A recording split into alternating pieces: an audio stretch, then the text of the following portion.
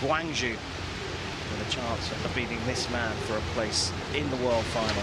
Fullerton to shoot first, and he's straight into the 9. Let's not worry too much about that because the conditions here are absolutely ridiculous. It's torrential rainfall. Good response there by Broadnax. 10.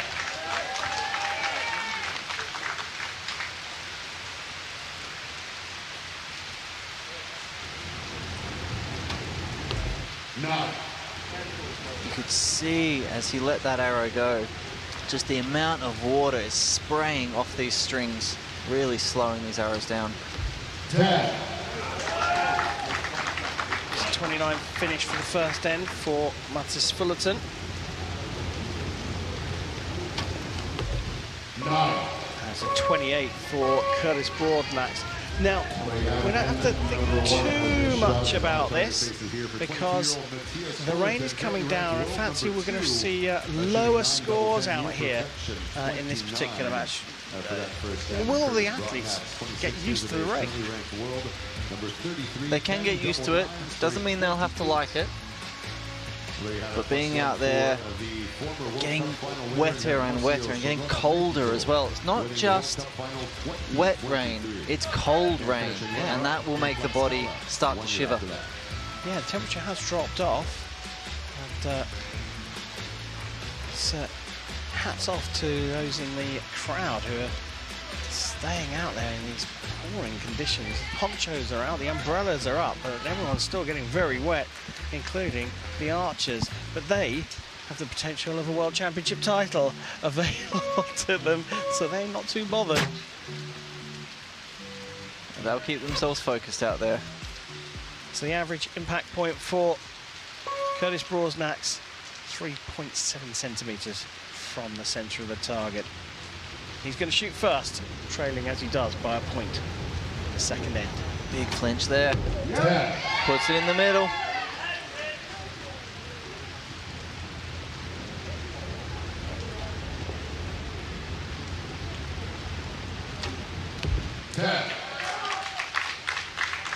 First X for Fullerton there as well.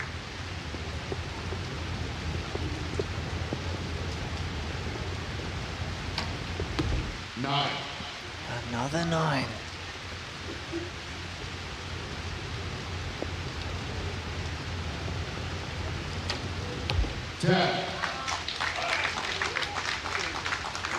Conditions continue to wreak havoc on these archers.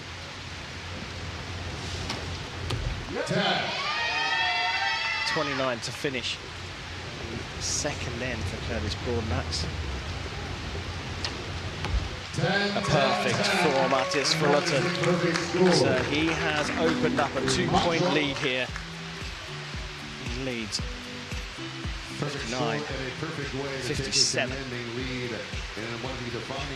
So as the rain comes tipping down, I've got an interesting one for you. I know you're a recurve, compound, not necessarily know it as well as recurve, but the different release aids these guys are using, do you know if there's like a preference if it's raining? I know you won't change because of the rain, but is one better than the other? I'm not sure. It depends on their shooting style. So we see Mathias Fullerton there with a thumb trigger. So if that starts to get wet and the knurling within that thumb pad, could start to get wet and his thumb could slip.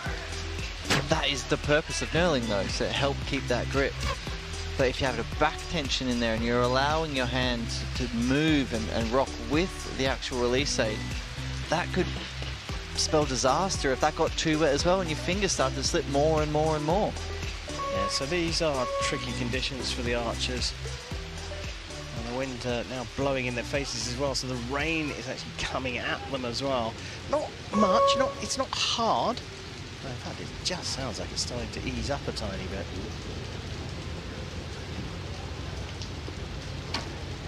Number 3, and CURTIS BROADNAX needs more and more of those 10s.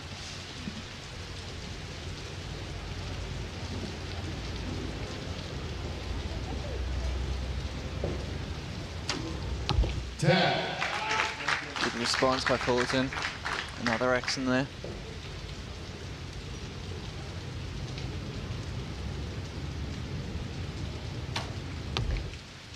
Nine possible 10.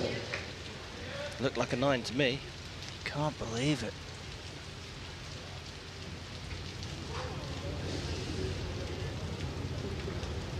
Oh, bit of a wobble. 9. Pops it up high. Didn't seem comfortable throughout that shot. That's a little adjustment. The rain has eased off. You talked about the rain hitting the arrow and pushing it down, perhaps. Yep. Just to rearrange his aiming point. Yeah, if you've compensated for the heavy rain and then it suddenly stops, you will go high. 10. He's corrected it, that's for sure. So 88, another drop point for Fullerton, but potential another drop point for CURTIS BROADNAX. That second arrow from BROADNAX has been marked for a measure though, so that is in progress at the moment as him and Chris Webster look on, and he's talking to his teammates up in the crowd just behind him.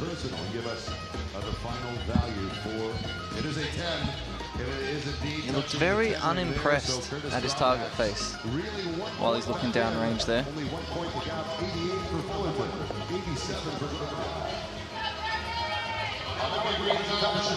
2 points in it with 2 ends remaining in this second semi-final. It was confirmed then, Fullerton on an 88, having dropped his middle arrow into the 9, but BROADNAX has actually had his arrow measured up. The 10, or the 9 becomes a 10, and he's shot a perfect 30. He's gone 28, 29, 30, and he's just 1 behind now, and we know that is close enough to still challenge. End number 4. BROADNAX still trailing. Will shoot first. Put down some big scores, put some pressure on Fullerton. That is the order of the day. And just like that, the rain seems to have disappeared. 10. Back in the middle for both of them.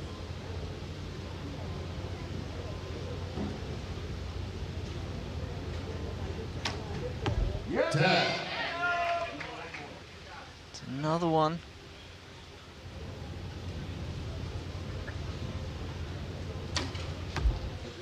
Bangs it in there.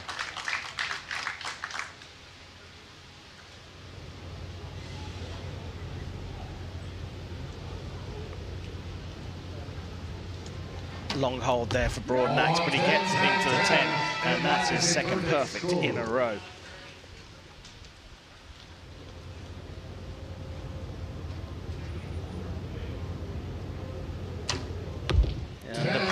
From Fullerton as well, so maintains the 1-point lead after 4 ends, and he's just trying to keep his mind settled, and now the rain has stopped. Fullerton will fancy his chances here, but BROADNAX has been battling through today.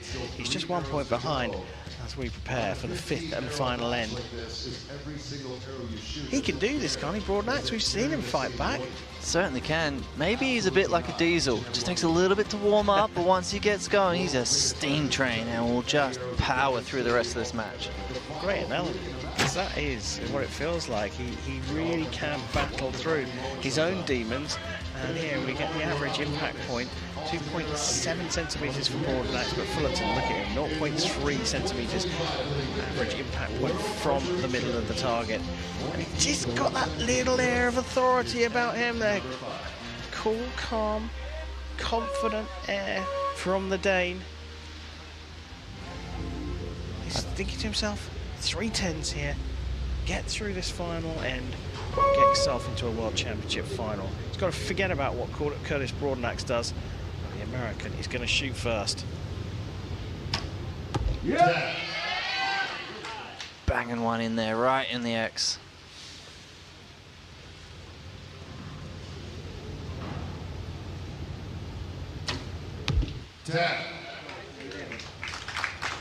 Mathias is getting a little long on his consistency at the moment, his timing. I think he'll want to tighten that back up for his last 2 shots. 10. Well, that's a little bit of an indication that perhaps the bow is a little slippy there. That's putting down another 10 though. 10. That'll do. That looked a lot quicker, a lot more back to his consistent, normal timing. 10, 10, Great 10. finish from Broadnax for a 147, but a 10 will do this. Fullerton for the win. And he shouts out, yep, because he knows he's done it. A 148 plays 147. It was a tricky match for the pair of them, but Mathias Fullerton from Denmark has made it through to the World Championship final here in Guangzhou. Curtis Broadnax will be out pretty quickly because he'll be shooting for the bronze medal against the host nations, Choi Young-hee and Fullerton into the final. Curtis Broadnax, meanwhile, will be shooting off against But his last two, nice consistent timing, confidence in himself, and trusted the process. He called it before it even hit the target. That's how confident he was. Great stuff then from Mathias Fullerton. Niels Dahl, the coach, in the box, high-fiving him on his way to the World Championship final. Next one. Yes, 10 is the most successful era in competitive archery history, accounting for far more medals